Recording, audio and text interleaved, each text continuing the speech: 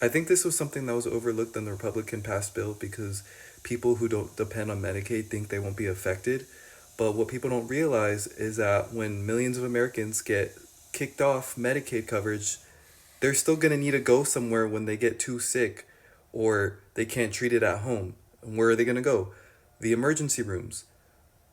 What happens when emergency rooms get overcrowded because millions of Americans are kicked off Medicaid so they can't even address, get acute treatment beforehand to address long-term causes, and they have to go to the emergency room. When you have an emergency, when you're not a Medicaid recipient or you're not dependent on it and you didn't get kicked off and you have your own health insurance, but you have an emergency and it's overcrowded, what's going to happen?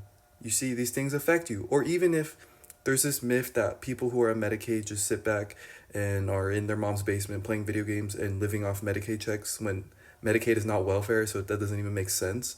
And a lot of people who are on Medicaid are actually employed and working, they just don't get paid enough, or their employers don't offer health insurance, so they have to depend on Medicaid and they're qualified for it, either because they get paid too low as well. When they go on, if somehow they were able to get on private health insurances, your premiums will go up because what happens when demand goes up? Costs go up. So you see, you're gonna get affected by this. Like rural hospitals are gonna shut down because they depend on Medicaid.